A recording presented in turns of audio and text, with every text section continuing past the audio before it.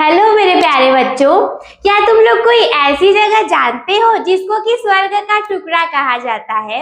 I hope कि आप में से 90% बच्चों के माइंड में केवल एक ही वर्ड आएगा और वो है जम्मू कश्मीर, क्योंकि वो पहले से ही काफी ज्यादा फेमस है। ज्यादातर बच्चे यही बोलते हैं कि मैम स्वर्ग का टुकड़ा मतलब जम्मू कश्मीर। लेकिन रुको, तुम्हारी जो कल्पना का रथ है ना, उसे चलो स्टार्ट करते हैं। और वो स्टार्ट हो जाएगा कुछ इस तरीके से कि जम्मू कश्मीर के अलावा दूसरे जगह पर नहीं, हमारे ही भारत में कर्नाटक के सबसे छोटे जिले में एक स्थान है, वो है कुर्ग।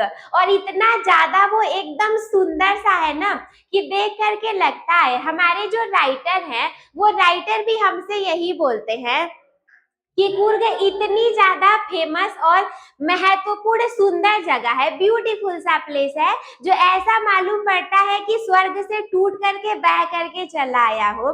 लेकिन वैसे तो तुम जानते ही हो, स्वर्ग से कोई चीज टूट करके आ ही नहीं सकता, वो बस कवि के कल्पनाओं पर आधारित है। तो चलो स्टार्ट करते हैं। सबसे मेन बात तो ये है कि हमारे जो भारतीय सेना था, उसके सबसे पहले जो चीफ थे जनरल करियप्पा जी, वो यही कुर्ग के रहने वाले थे। और यही वजह है कि वहां के जो आदमी रहते हैं वो आर्मी में बहुत ज्यादा पाए जाते हैं। और जब भी कभी आप कुर्ग के लिए चले जाएंगे तो वहां की जो स्त्रियां और आदमी हैं वो अपनी स्वतंत्रता के प्रति काफी ज्यादा सचेत हैं। उन्हें अपनी स्वतंत्रता बहुत ज्यादा प्यारी है। वहां की महिलाएं भी बहुत खूबसूरत हैं। और साथ में जितने आदमी हैं वो आर्मी में जाने के लिए बहुत उतावले रहते हैं। और जितने भी उनके पूर्वज थे, एंसेस्टर थे, आप जब भी वहां पर जाओगे तो जो कुर्गी लोग हैं वो लोग आपको कहानियां सुनाने लगेंगे। और किसकी कहानियां? कोई काल्पनिक कहानी या फिर परियों की कहानी, राजा या राजकुमार की कहानी नहीं। वो सुनाएंगे आपको उनके पूर्वजों की कहानी, कि वो कितने ज्यादा वीर हुआ करते थे और साहसी हुआ करते थे। और एक बात ये भी है, सी से कुर्ग होता है, सी से कॉफी होता है। तो यदि कभी ऐसा एग्जाम में प्रश्न आ जाए कि कुर्ग किस चीज के लिए फेमस है, तो कुर्ग की जगह जगह हवाओं में कॉफी की सुगंध मिलती है। तो ये आप जान जाओगे कि कुर्ग फेमस है कॉफी के लिए। तो चलो स्टार्ट करते हैं। ये देखो ब्यूटीफुल सा कुर्ग का प्लेस है। और यहाँ पर हमेशा एवरग्रीन वाले फॉरेस्ट पाए जाते हैं। ये जो पहाड़ हैं, उन पहाड़ों पर ना हमेशा हरे भरे रहने वाले पेड़ पाए जाते हैं। और आप इमेजिन करके देख सकते हो, सबसे अच्छा महीना होता है जाने का वहां पर सितंबर से मार्च तक। जैसे कि अब आप ये भी तो कह सकते हो ना कि मैम इतनी सुंदर जगह, चलो अभी चलने लग जाते हैं। तो तुरंत नहीं, अब देखो बारिश के दिनों में वहां बहुत ज्यादा बारिश होने लगेगी। और जितने पर्यटक रहेंगे वो काफी ज्यादा दूर ही रहना पसंद करेंगे। लेकिन आपके जो राइटर हैं उनका ये मानना है कि सितंबर से लेकर के मार्च तक का महीना कुर्ग में घूमने के लिए काफी ज्यादा फेमस और अच्छा महीना है। और उस समय में आप एकदम अच्छा सा आनंद ले सकेंगे। और देखो, वैसे तो कुर्ग आपकी आंखों को हमेशा शीतलता प्रदान करेगा, वो सदैव आपको अच्छा ही लगेगा। लेकिन फिर भी यदि कोई ऐसी जगह हो जहां पर चढ़ करके आपको पूरे कुर्ग का नजारा केवल एक ही बार में देखने के लिए मिल जाए, तो वो है ब्रह्मगिरी पर्वत। जैसे ही आप ब्रह्मगिरी पर्वत पर चढ़ जाएंगे तो नीचे से आपको पूरा 360 डिग्री का जो कुर्ग का स्थान है वो थोड़े थोड़े से धुएं से, कोहरे से ढका हुआ और बहुत ही प्यारा सा नजारा देखने को मिलेगा। तो सबसे पहले हम अपने चैप्टर को स्टार्ट करें, इससे पहले महत्वपूर्ण है कि कुछ मोस्ट इम्पोर्टेंट वोकैब्स है जो कि आपको इस चैप्टर में काम आएंगे। तो चलो सबसे पहले इसको देख लेते हैं। अब इसमें देखो, सबसे पहला है मिडवे। मिडवे का मतलब होता है बीच में या फिर आधे रास्ते पर। अब जैसे बेटा आप जानते हो कि WAY वे का मतलब होता है रास्ता, और मिड का मतलब होता है बीच में। मिड का मतलब हो गया बेटा बीच में, और वे का मतलब हो गया रास्ता। और जब आप इन दोनों वर्ड को कंबाइन कर दोगे तो क्या बन जाएगा? आप यहाँ पर लगा दो मिड प्लस वे, ये बन गया मिड वे। तो अब इसका मतलब हो जाएगा रास्ते के बीच में, ठीक है। इसका मतलब हो जाएगा रास्ते के बीच में।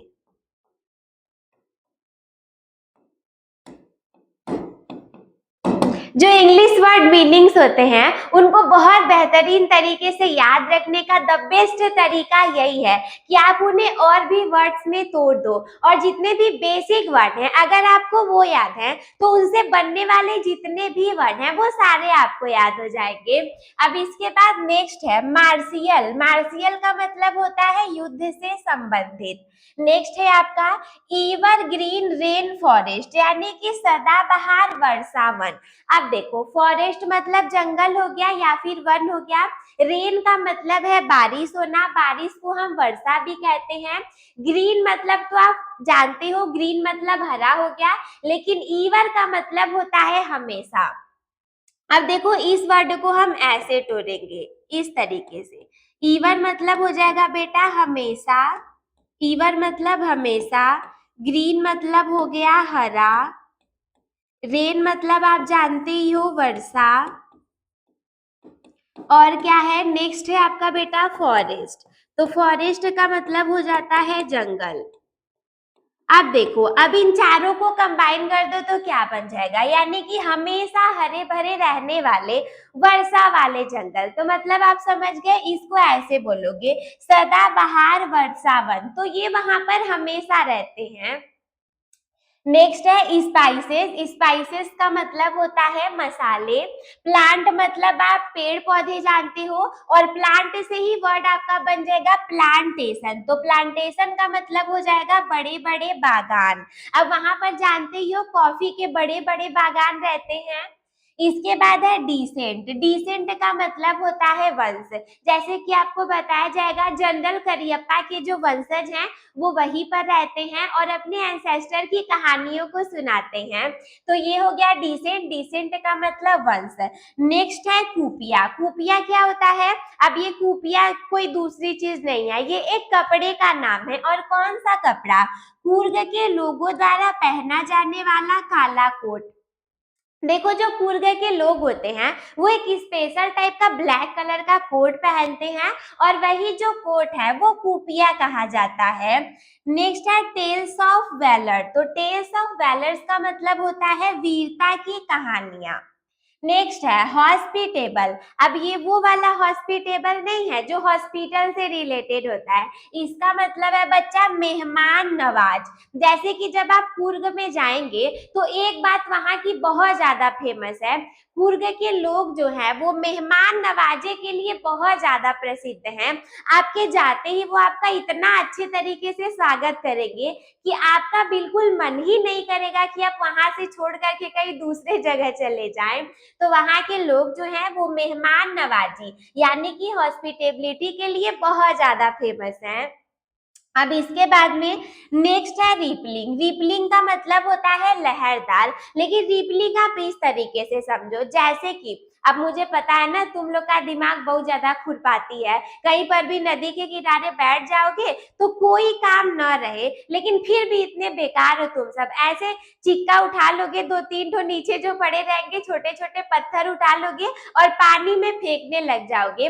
अच्छा देखे हो, आज कभी सोचे नहीं थे ना कि मैम ये सब जो फालतू काम हम करते हैं हमारी पढ़ाई में भी काम दे देगा। एक्चुअल में पढ़ाई है ही ऐसी कि वो आपके चीजों से ही रिलेटेड है। जैसे ये देखो हमारा तालाब है और यहाँ पर तुम एकदम बेकार वाले बच्चे बैठे हुए हो, कहोगे मैम हम तो खड़े हो गए, तो ये देखो यहाँ पर तुम खड़े हो और यहाँ पर छोटे छोटे से पत्थर के टुकड़े हैं। अब यदि तुम्हें कोई काम नहीं है तो तुम एक एक पत्थर का टुकड़ा उठा करके इसी नदी में फेंकोगे। जब इस नदी में बेटा तुम फेंकोगे ना तो एक बात कभी ध्यान दिए हो, मान लो कि तुमने यहाँ पर ऐसे फेंक दिया इस पत्थर के टुकड़े को, अब जब फेंक दोगे तो इसका जो पानी है वो ऐसे ऐसे बनने लगता है, मतलब कि जहां पर फेंके रहोगे वहां पर सर्कल सर्कल की तरह गोल गोल सा बनने लगता है और बाकी जगह का पानी तो जस का तस रहेगा। अब मान लो तीन चार ठो पत्थर फेंक दिए, एक यहाँ फेंक दिए, एक मैम यहाँ फेंक दिए, एक यहाँ फेंक दिए और एक यहाँ पर फेंक दिए, यानी कि हम लोग ना पत्थर जितना फेंकते हैं उसके आगे पीछे सर्कल सर्कल की तरह बन जाता है और हमें देख करके बहुत मजा आता है। तो बस, और कोई दूसरी चीज नहीं है। ये जो ऐसा इफेक्ट बन रहा है इसी को बोलते हैं रिपलिंग इफेक्ट, यानी कि रिपल्स, लहरदार। और ये कौन करता है? जैसे कि कुर्ग में केवल लोग, वहां की स्त्रियां, वहां के आदमी ही फेमस नहीं है, वहां के जंतु जो रहते हैं, वहां के जंगल जो रहता है, वहां के तुम लोग जैसे जो बंदर और लंगूर जो रहते हैं, वो सब भी बहुत फेमस है। किस लिए फेमस है? वो यहाँ पर कोई पेड़ रहता है, यहाँ पर ना बेटा, यहाँ पर कोई पेड़ रहता है और उसी पेड़ पर लंगूर बंदर बैठ करके आधे फल खा करके आधा इसी पानी में गिराते हैं, और जब वो आधा फल खा जाएंगे आधा गिरा देंगे। ज्यादातर गिलहरियां भी गिराती हैं। तो जैसे ही वो गिराएंगे, अब जानते हो तुम चाहे पत्थर फेंको या फिर कोई खा करके फल फेंको, वहां पर ऐसे ही रिपलिंग इफेक्ट पैदा हो जाएगा और वो देख करके उन लोग को बहुत मजा आता है। तो ये हो गया आपका रिपलिंग यानी कि लहरदार वाला। नेक्स्ट है पैनोरामा। तो पैनोरामा का मतलब होता है सुंदर नजारा। जैसे कि मैंने आपको बताया, ब्रह्मगिरी के पर्वत पर चढ़ जाओगे तो नीचे आपको 360 डिग्री का पूरा कुर्ग का अच्छा सा नजारा देखने को मिलेगा। इसके बाद अगला है अबाउंड इन। अबाउंड इन का मतलब होता है प्रचुर मात्रा में होना। अब बोलोगे मैडम जी इतना कठिन मतलब हिंदी आप बता रही हैं, प्रचुर मात्रा में ना, तो प्रचुर मात्रा में का मतलब होता है बेटा अत्यधिक मात्रा में, अत्यधिक मात्रा में या फिर ज्यादा मात्रा में। इसका मतलब हो गया अत्यधिक मात्रा में, या फिर इसी को और भी कह सकते हो कि ज्यादा मात्रा में। ठीक है, ये हो गया ज्यादा मात्रा में। अब इसके बाद नेक्स्ट है आपका वाइडरनेस। वाइडरनेस का मतलब होता है जंगल या फिर वीरान इलाका। अब वो इतना सुंदर है तो सुंदरता कहाँ पर होगी? शांति तो तुम्हें भी प्यारी होगी, वो वाली शांति नहीं जो तुम्हें प्यारी है, एकदम शांत रहने वाली पीसफुल वाली शांति। जानते हो ना कि जैसे कहीं पर मैम कुछ भी नहीं हो रहा है और वहां पर हम लोग जा करके बैठ गए और एकदम से शांति है, हमको बहुत सुकून मिलता है। तो बस ये वही वाला जंगल का वीरान इलाका है। इसके बाद अगला है कैनोइंग। कैनोइंग का मतलब होता है पतली नाव चलाना। तो ये हो गया कुछ बहुत ज्यादा इंपॉर्टेंट वाले वोकैब्स, और बिना इन वर्ड्स को जाने आप चैप्टर को नहीं समझ पाओगे। तो बहुत ज्यादा इंपॉर्टेंट है कि आप इनको नोट कर लो। और चलो अब हम स्टार्ट कर देते हैं। तो सबसे पहले आप ये जान जाओ कि चैप्टर को हम स्टार्ट करेंगे ना तो हमें कुछ मेन कैरेक्टर्स मिल जाएंगे। और वो कौन कौन से मेन कैरेक्टर्स मिलेंगे मैम? सबसे पहले तो आपको कुर्गी पीपल मिलेंगे। अब ये कुर्गी पीपल कौन है? जैसे कि तुम बनारस में रहते हो तो तुमको बनारसी आदमी कहते हैं ना, वैसे ही जो लोग कुर्ग में रहते हैं उनको कुर्गी लोग कहते हैं। कुर्गी लोग या फिर इंग्लिश में कुर्गी पीपल बोलेंगे। और केवल यही नाम नहीं है, जैसे अब तुम बनारस में हो तो तुमको बनारस वाले भी कहते हैं, काशी वाले भी कहते हैं। कोई पूछेंगे कि ओ भाई कहाँ से हो?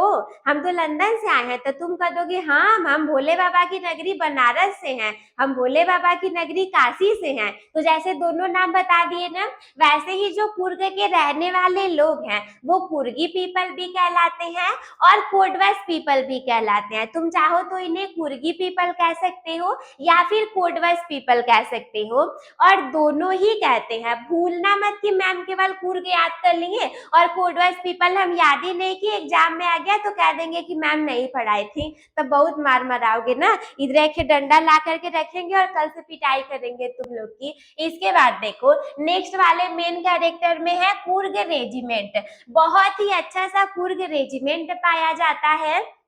और कैसे?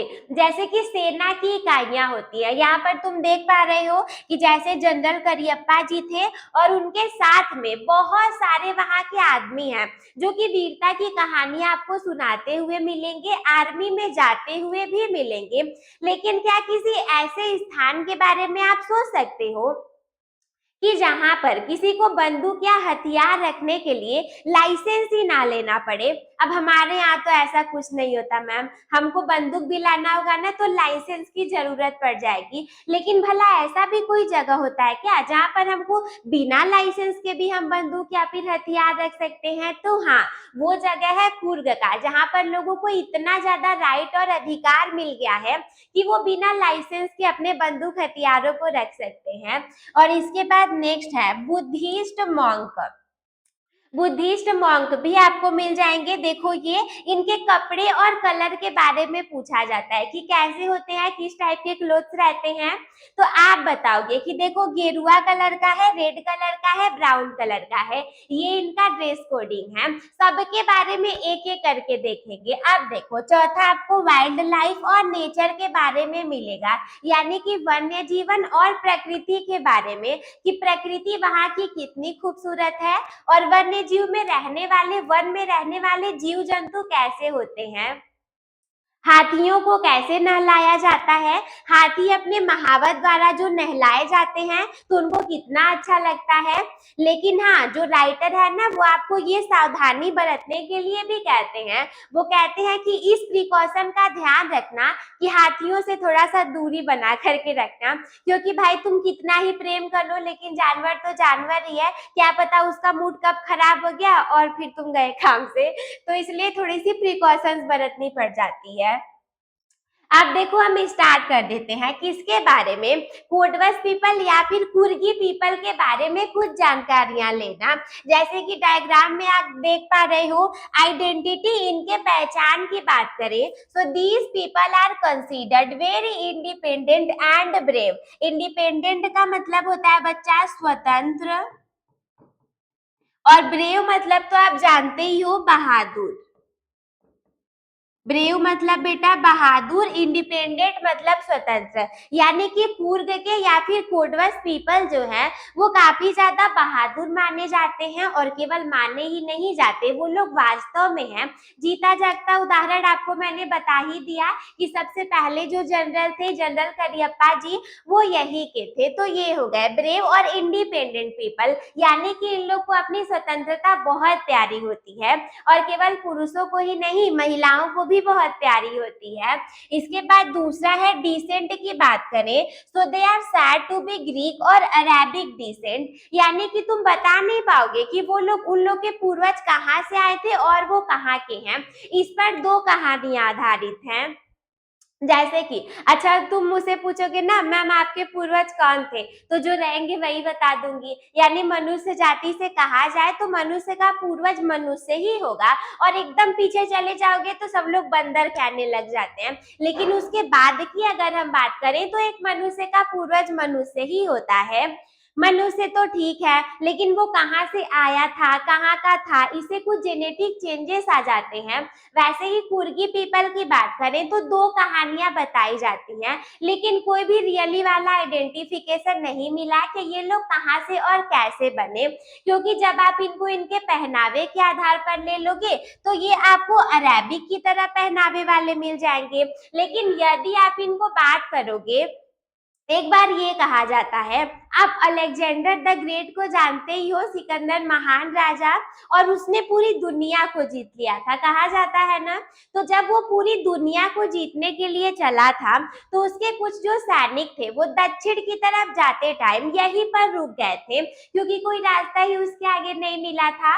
और रुकने के बाद क्या हुआ, यहाँ की जो लोकल महिलाएं थी, यानी कि स्थानीय निवास वाली महिलाएं थी, उनसे अलेक्जेंडर की जो आर्मी थी उसने विवाह कर लिया था। और ऐसा इसलिए माना जाता है, यही कारण है कि माना जाता है जो कुर्ग के लोग हैं वो हो सकता है कि ग्रीक या फिर यूनान के हों। ग्रीक और यूनान देखो एक ही होता है, तो माना जाता है कि ये लोग यूनानी हो सकते हैं, ग्रीक के हो सकते हैं, ये तो मान लो हम मान सकते हैं। इसके बाद दूसरी चीज हम ये भी मान सकते हैं कि इनका जो पहनावा है, जैसे देखो इन लोगों ने ब्लैक कलर का कोट पहना हुआ है ना, इतना बड़ा सा, तो ये जो कोट है, और देखो कमर पर एक गमछा बांधा हुआ है, और इसमें खासियत बात ये भी रहती है कि इस वाले गमछे पर कढ़ाई की हुई होती है।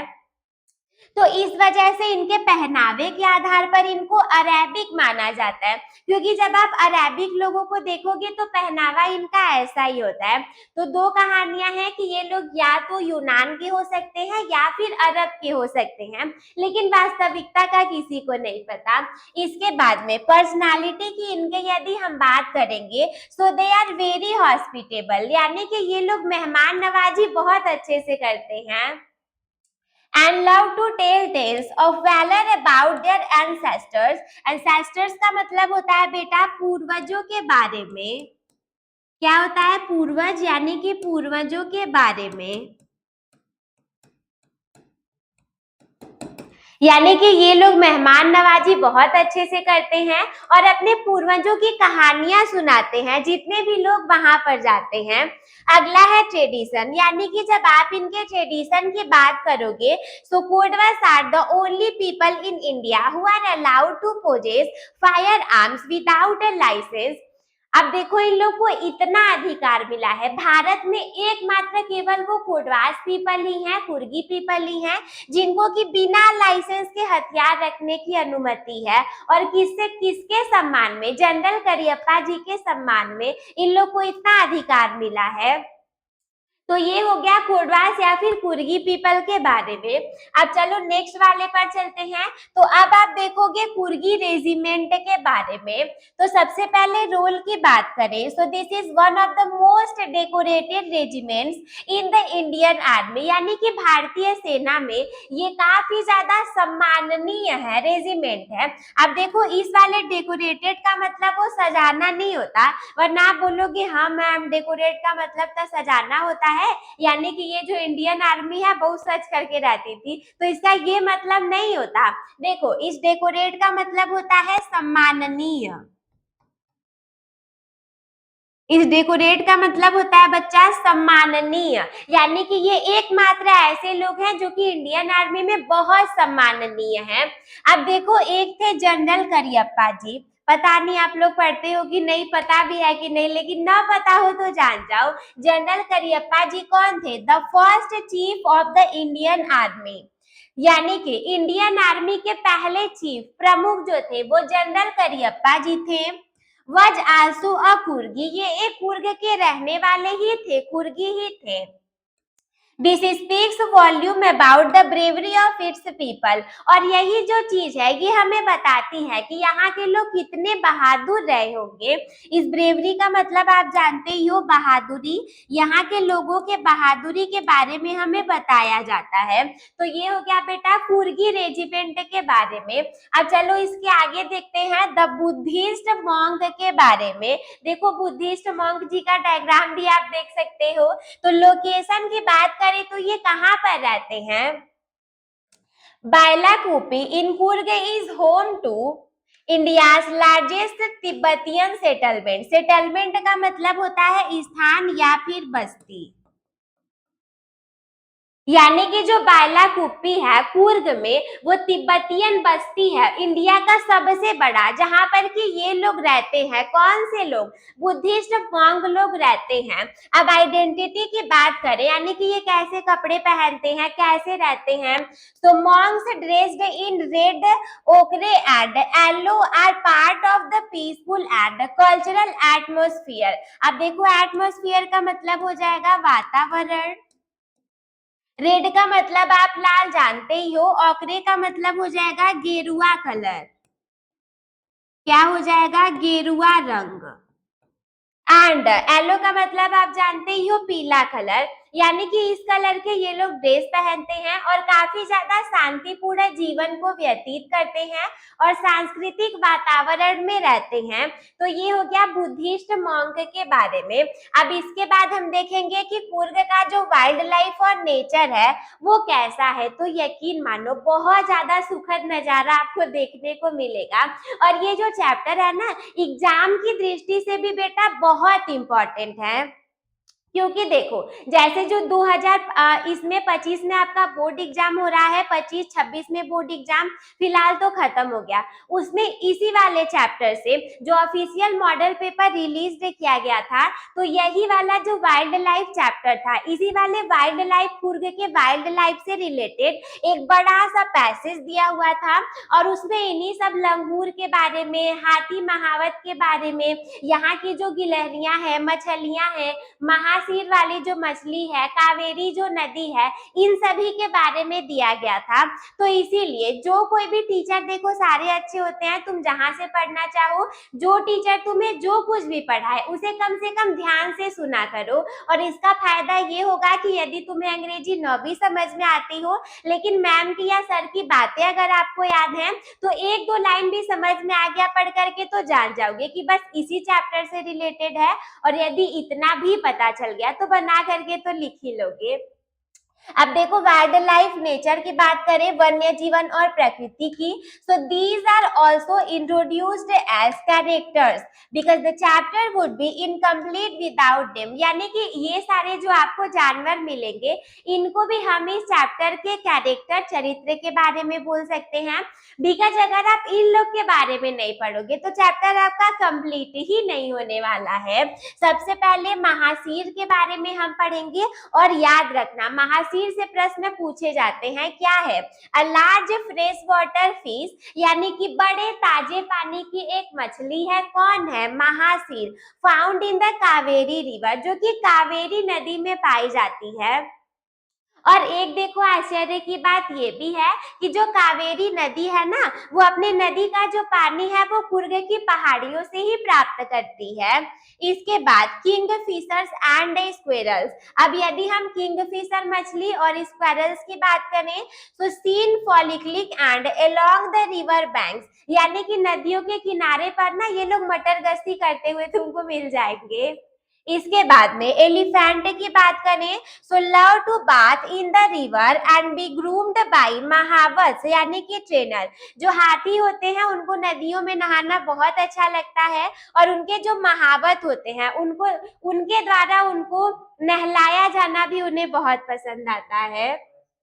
अब इसके बाद में देखो, चैप्टर की समरी को स्टार्ट करें, तो सबसे पहले बात करेंगे कि कुर्ग है कहाँ पर, इसका लोकेशन कहाँ पर है। इतना प्यारा सा जगह जिसको कि स्वर्ग का टुकड़ा कहा जाता हो, वो स्थित कहाँ पर है। और ब्यूटी की बात करें, यानी कि इसकी सुंदरता कितनी है और ये स्थित कहाँ पर है।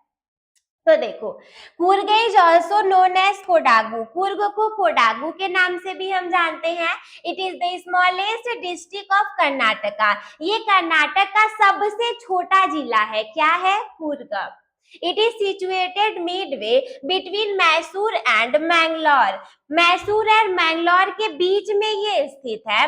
It is often described as a piece of heaven, यानी कि स्वर्ग का शांति वाला सा टुकड़ा कहा जाता है। स्वर्ग का टुकड़ा, ये देखो, पीस ऑफ हेवन का मतलब है बेटा स्वर्ग का टुकड़ा।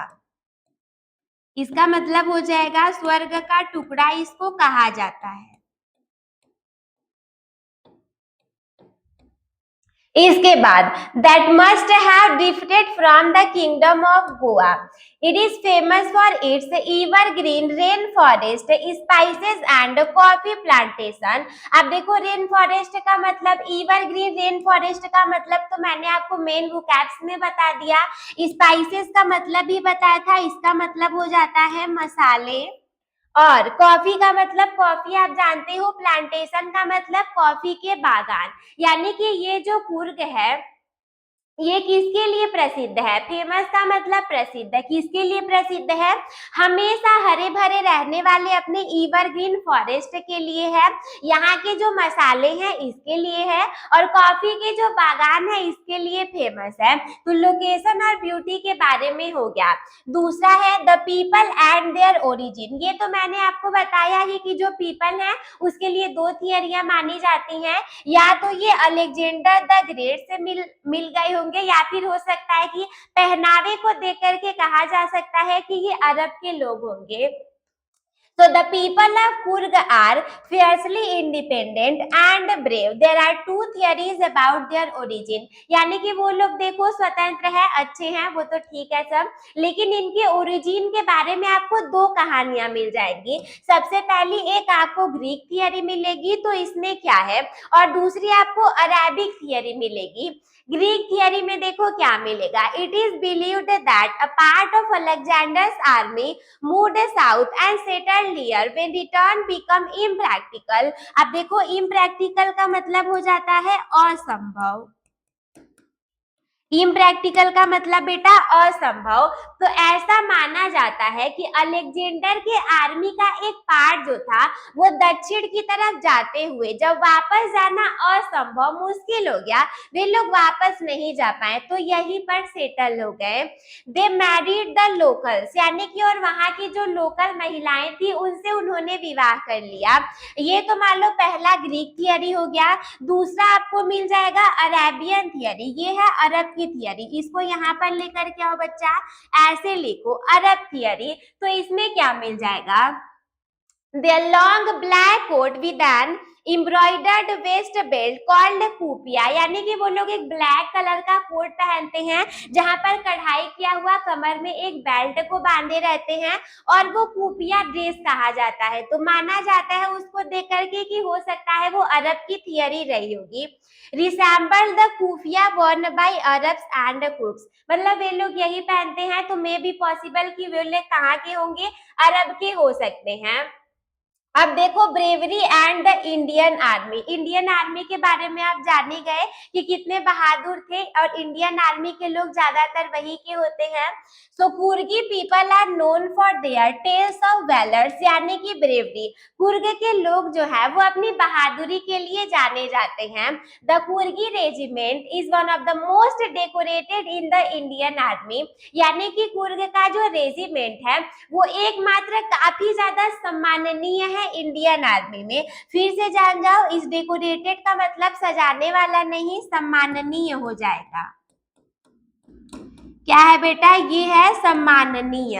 इसके बाद अगला है in fact the first chief of the Indian army, यानी कि ये भी जान जाओ कितनी महत्वपूर्ण बात है कि इंडियन आर्मी के जो सबसे पहले चीफ थे general Cariappa ji was a Coorgi, वो भी एक कुर्गी ही थे। They are the only people in India permitted to carry fire arms without licence, यानी कि एकमात्र ऐसे लोग जिनको बिना लाइसेंस के हथियार रखने की अनुमति है। आप देखो यदि हम यहाँ के नेचर वेल्थ और वाइल्ड लाइफ की बात करें तो ये तो मैंने आपको समझा ही दिया, एक बार फिर से समझ जाओ बेटा। The river Kaveri gets it water from the hills of Coorg, यानी कि जो कावेरी नदी है वो अपना पानी जो है वो कुर्ग की पहाड़ियों से ही लेती है। The area is home to mahseer, यानी कि ये एरिया घर है। अब बोलोगे मैम किसका घर है, तो महासीर का घर है। अब महासीर कौन है, तो it is large fresh water fish, यानी कि ये एक बड़े से ताजे पानी की मछली है। किंगफिशर का घर है, स्क्वेरल का घर है, लंगूर का भी घर है, एंड एलिफेंट और हाथियों का भी घर है। अब जंगल है तो जंगली जानवर तो आपको मिलेंगे ही, और ये उन्हीं लोग का घर हो जाएगा। Visitors can enjoy adventure sports like river rafting, canoeing, rappelling and mountain biking, यानी कि जो विजिटर्स होते हैं यदि उन लोग को इसमें से कोई भी काम करना पसंद हो तो वो वहां पर आराम से कर सकते हैं। कौन कौन से काम, वो माउंटेन पर बाइकिंग कर सकते हैं, रिपलिंग चाहे तो कर सकते हैं, कैनोइंग कर सकते हैं और रिफ्टिंग कर सकते हैं। तो ये हो गया नेचर और वाइल्ड लाइफ के बारे में। टूरिस्ट अट्रैक्शन की बात करें, यानी कि सोचो इतना ज्यादा सुंदर प्लेस है तो हो ही नहीं सकता कि टूरिस्ट का अट्रैक्शन यहाँ से ना हो, जरूर से होगा। सो सबसे पहले है ब्रह्मगिरी हिल्स, सबसे पहले है ब्रह्मगिरी हिल्स। तो इसके बारे में क्या है, climbing these hills give a panoramic, यानी कि full view of the entire misty landscape और कुर्ग, यानी कि यदि आप ब्रह्मगिरी पर्वत पर चढ़ जाएंगे तो नीचे से आपको कुर्ग का पूरा धुंधला धुंधला सा नजारा देखने को मिलकर जाएगा। अब आप बोलोगे मैम स्वच्छ अच्छा सा नजारा क्यों नहीं मिलेगा, क्योंकि थोड़ा थोड़ा वहां पर कोहरा की तरह, धुआं की तरह एकदम धुंधला सा दिखेगा, लेकिन वो भी बहुत सुंदर लगेगा। नेक्स्ट है आपका निसर्ग धामा। तो निसर्ग धाम क्या है? अ beautiful 64 acre island reached by a rope bridge, यानी कि जब आप एक रस्सियों की सहायता से ब्रिज का सहायता लेते हुए रस्सियों से पहुंच जाएंगे कहां पर? निसर्ग धाम पर पहुंचेंगे, जो कि 64 एकड़ का आइसलैंड है और वहां पर आपको बहुत सुकून मिलेगा।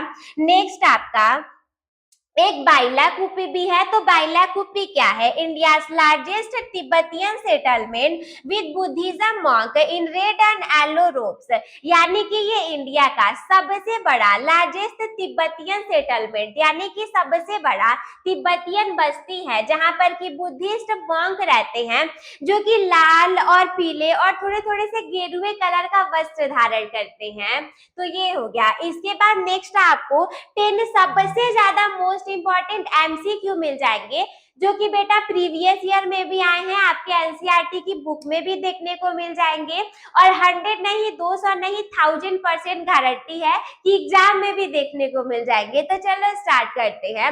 सबसे पहली बात कि बताओ कुर्ग कहाँ पर सिचुएटेड है? Where is Coorg situated? Coorg कहाँ पर है?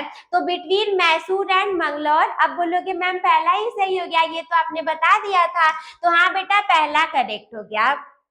अब देखो दूसरा, what is Coorg famous for? बताओ कुर्ग किस चीज के लिए फेमस है? ये भी मैंने आपको थोड़ी देर पहले बताया था कि कुर्ग इज फेमस फॉर, सबसे पहले तो ऐसे याद रखो, सी से कुर्ग, सी से कॉफी ना, सी फॉर देखो कुर्ग हो गया, सी फॉर देखो कुर्ग हो गया, सी फॉर आपका कॉफी हो गया, यानी कि कुर्ग फेमस है कॉफी के लिए। तो कॉफी यहाँ पर क्या है? Tea plantation. मैम इसमें तो कहीं सी से आया ही नहीं। अब देखो दूसरा कॉफी प्लांटेशन, तो बिल्कुल बी वाला आपका करेक्ट हो जाएगा।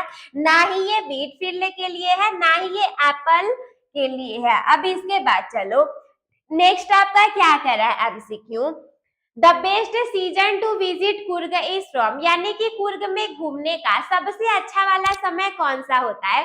तो मैंने आपको बताया ही था, मार्च से जून नहीं, सितंबर से मार्च वाला जो टाइम है वो बहुत अच्छा टाइम माना जाता है कुर्ग में विजिट करने का। इसके बाद the people of Coorg are possibly of which descent, यानी कि जो कुर्ग के लोग हैं वो कहाँ से आए हुए हैं, उनके पूर्वज कौन थे? तो या तो वो ग्रीक के थे या फिर अरब के थे। तो पहला ही ऑप्शन आपका करेक्ट हो जाएगा, ग्रीक और अराबिक पीपल। अब इसके बाद में नेक्स्ट एमसीक्यू क्या है, what is the traditional dress of Kodavas called, यानी कि कोडवास या फिर कुर्ग का जो ट्रेडिशनल ड्रेस है उसे क्या कहा जाता है? क्या उसे कुफिया कहा जाता है, कबाई कहा जाता है, कुर्ता कहा जाता है? तो बिल्कुल नहीं, उसे कहा जाता है कुपिया, ये आपको याद रखना है। नेक्स्ट है which river obtain it's water from the hills of Coorg, यानी कि कौन सी नदी कुर्ग के पहाड़ियों से अपना पानी लेती है? तो अभी मैंने आपको बताया था यमुना नदी नहीं थी, ना ही नर्मदा नदी थी और ना ही ताप्ती नदी थी, वो था कावेरी नदी, यानी कि सी वाला आपका करेक्ट हो जाएगा। इसके बाद में नेक्स्ट वाला question, the largest fresh water fish found in the water of Coorg is, यानी कि बड़े ताजे पानी की मछली कौन सी है जो कि कुर्ग में पाया जाता है? तो पहला महासीर, मैम बिल्कुल पहला वाला ही करेक्ट हो गया, आपने पढ़ा दिया था कि महासीर बड़े ताजे पानी की मछली है। अब इसके बाद which island can be reached by crossing a rock bridge in Coorg, यानी कि रस्सियों की सहायता से आप कहां पर पहुंच जाएंगे? ब्रह्मगिरी पर पहुंचेंगे? बिल्कुल नहीं। निसर्ग धाम पर पहुंचेंगे? तो बिल्कुल करेक्ट है बी वाला, जो कि 64 एकर्स में बना हुआ आइसलैंड है। तो बी वाला आपका करेक्ट हो जाएगा। अब इसके बाद में नेक्स्ट वन पर चले, what can one see from the top of the Brahmagiri hills, यानी कि कोई इंसान ब्रह्मगिरी के पहाड़ियों पर पहुंच करके क्या देख सकता है? A misty view of entire landscape for Coorg, तो बिल्कुल बेटा पहला वाला ही करेक्ट हो गया कि कुर्ग का एकदम अच्छा सा नजारा हम देख सकते हैं। 10वां प्रश्न, the Coorg regiment is one of the most in the Indian army, यानी कि ये जो कुर्गी रेजिमेंट है वो एकमात्र इंडियन आर्मी का क्या है? स्मॉलेस्ट छोटा है, वीकेस्ट सही नहीं है, दुर्बल है। यंगेस्ट है, नहीं, ये है डेकोरेटेड यानी कि सम्माननीय।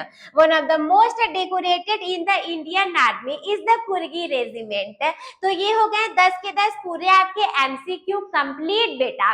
अब इसके बाद हम लोग डिस्कस करेंगे वेरी शॉर्ट आंसर टाइप वाले दो सबसे ज्यादा महत्वपूर्ण प्रश्नों को, जिसको कि आने के बहुत ज्यादा चांसेस हैं। तो सबसे पहला क्या है कि where is Coorg situated, Coorg बताओ कहाँ पर है। So the Coorg is also known as Kodagu, Coorg को हम बेटा कोडागु के नाम से भी जानते हैं। It is the smallest district of Karnataka, यानी कि ये कर्नाटक का सबसे छोटा जिला है। It is situated midway between Mysore and a coastal town of Mangalore, यानी कि मैंगलोर और मैसूर के बीच में ये स्थित है। प्रश्न संख्या दूसरा, What is the main crop of Coorg, बताओ कुर्ग का सबसे मेन क्रॉप क्या है। तो मैंने आपको बताया था सी से कुर्ग, सी फॉर कैट, बिल्कुल नहीं, सी फॉर कुर्ग और सी फॉर कॉफी। तो आप इसको देखो, Coorg is the main crop of coffee is the main crop of Coorg, यानी कि जो कॉफी है वो कुर्ग का मेन क्रॉप है। The air in the region is always filled with the refreshing aroma of coffee. Aroma मतलब होता है बेटा सुगंध, ये है एरोमा। एरोमा का मतलब होता है सुगंध, यानी कि जो कुर्ग का जगह है वहां की जो हवाएं हैं उसमें कॉफी का एरोमा आपको हमेशा मिल जाएगा, यानी कि कॉफी का सुगंध घुल गया है वहां की हवाओं में। And many coffee estates and colonial bungalows are spread across the landscape, और काफी ज्यादा वहां पे आपको बंगलो भी मिलेंगे, कॉलोनियल भी मिल जाएंगे, कॉलोनियल बैंगलोज भी मिलेंगे। लेकिन मेन बात तो ये है कि कॉफी वहां की फेमस है और वहां की हवाओं में आपको कॉफी का सुगंध मिल जाएगा। तो इसके बाद डिस्कस करेंगे शॉर्ट आंसर टाइप वाले क्वेश्चन को। प्रश्न संख्या 1 क्या है, describe the people of the Coorg and their descent, यानी कि आपको कुर्ग के रहने वाले लोगों के बारे में बताना है और ये बताना है कि वहां के लोग कहाँ से आए हुए थे। तो दोनों थियरी आप जानते ही हो। The people of Coorg are known for their bravery and hospitality, यानी कि बेटा कुर्ग के लोग अपने बहादुरी के लिए और लोगों का सम्मान करने के लिए, मेहमान नवाजी करने के लिए जाने जाते हैं। They are independent and are believed to be Greek और अराबिक डिसेंट, यानी कि वे लोग स्वतंत्र हैं और दो थियरियां हैं, may be they can believe to the Greek theory और can be Arabic descent. According to one story, यानी कि एक कहानी के अनुसार a part of Alexander's army stayed back and married locals, हो सकता है कि अलेक्जेंडर की आर्मी के छोटे से टुकड़े जो थे वो यहाँ की लोकल महिलाओं से विवाह कर लिए हों और ये अलेक्जेंडर के वंशज बन गए हूँ। या फिर देयर ट्रेडिशनल ड्रेस, यानी कि उनका जो ट्रेडिशनल ड्रेस है, द कुपिया, कुपिया जो ट्रेडिशनल ड्रेस है जिसमें कि a black coat with an embroidered waist belt, यानी कि एक कढ़ाई किया हुआ बेल्ट जो कमर पर होता है, उससे में भी पता चल सकता है कि ये लोग अरब के रहे होंगे। Closely remembered the kufiya worn by Arabs और कुर्ग। इसके बाद प्रश्न संख्या दूसरा, why is Coorg called the land of rolling hills, यानी कि ये जो कुर्ग है उसको पहाड़ पे से लुढ़कने वाला क्यों कहा जाता है, रोलिंग हिल्स क्यों कहा जाता है। तो देखो इसका कारण है कि वो सिचुएटेड ही ऐसे जगह पर है कि उसको कहा जाता है। Coorg is called the land of rolling hills because, यानी कि कुर्ग को लैंड ऑफ रोलिंग हिल्स कहा जाता है क्योंकि it is situated on the hills of the western Ghat, ये वेस्टर्न घाट के हिल्स पर सिचुएटेड है। It is a beautiful place covered with evergreen rain forest, ये एक बहुत सुंदर सा स्थान है जो कि हमेशा हरे भरे रहने वाले एवरग्रीन फॉरेस्ट से ढका हुआ है। स्पाइस प्लांटेशन, यहाँ के मसाले बहुत अच्छे हैं। एंड कॉफी स्टेट, और यहाँ पे कॉफी काफी अच्छी मिल जाती है। The landscape is filled with last greenery and mist, यानी कि ये जो है आपका स्थान लैंडस्केप, वहां पर आपको ग्रीन ग्रीन पौधे हमेशा मिल जाएंगे जो काफी खूबसूरत लगेंगे। Making it look like a piece of heaven, और ये जो इतनी सुंदरता है देख करके ऐसा लगता है कि ये स्वर्ग का एक टुकड़ा हो। Of heaven that drifted from the kingdom of God. ऐसा लगता है ना कि भगवान के राज्य से चला आया हो। तो ये हो गया आपका शॉर्ट वाला। अब देखो सबसे आखिरी वाला हमें मिल जाएगा लॉन्ग ऐसा टाइप का क्वेश्चन, जो कि क्या कह रहा है, Coorg is a place of brave people, यानी कि ये जो कूर्ग है ये बहादुर लोगों का स्थान है, एंड डाइवर्स नेचर, और यहाँ का नेचर जो है वो काफी ज्यादा डाइवर्स तो है, साथ में ब्यूटीफुल भी है। तो इस सेंटेंस का आपको करना क्या है, justify this statement with example from the text, यानी कि आपका जो चैप्टर है उस चैप्टर के अकॉर्डिंग आपको इस स्टेटमेंट को आइडेंटिफाई करना है कि आखिर ऐसा क्यों कहा गया है और क्या ये कहा गया है तो ये सही है। तो कैसे करोगे, the chapter Coorg highlights both the natural beauty and the heroic character of its people, यानी कि ये जो कुर्ग है केवल वहाँ की प्राकृतिक सुंदरता के लिए ही फेमस नहीं है, बल्कि वहाँ के लोग भी काफी ज्यादा बहादुर और महिलाएं भी बहुत अच्छी हैं और इस वजह से ये फेमस है।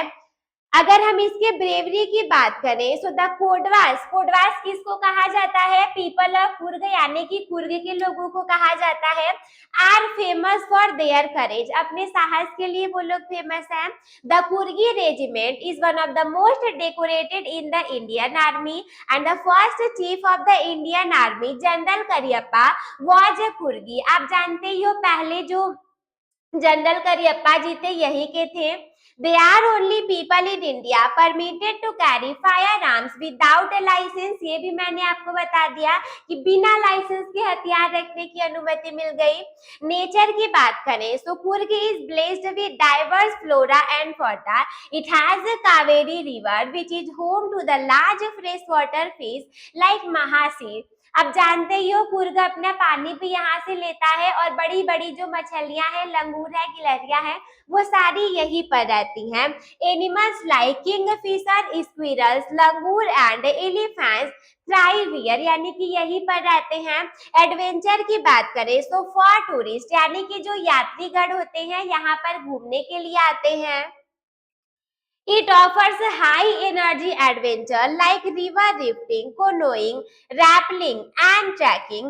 Conclusion, अब देखो जो लोग आते हैं वो यहाँ पर काफी ज्यादा मौज मस्ती कर सकते हैं, इतने ऑप्शन अवेलेबल है मौज मस्ती करने के। तो अंत में परिणाम इसका ये निकलेगा, Coorg is a perfect blend of adventurous, यानी कि जो कूर्ग है वो एडवेंचर मौज मस्ती करने के लिए बहुत अच्छा सा परफेक्ट प्लेस है। ब्रेव कल्चर, यहाँ की संस्कृति भी बहुत बहादुर है, अब संस्कृति भी अच्छी है और लोग भी बहादुर हैं। इसके बाद एंड पीसफुल, और ये काफी ज्यादा शांति वाला स्थान है। रीच नेचुरल इन्वायरमेंट, और नेचुरल जो इन्वायरमेंट है यहाँ का वो भी काफी ज्यादा हरा भरा ग्रीन और बहुत ज्यादा अच्छा है।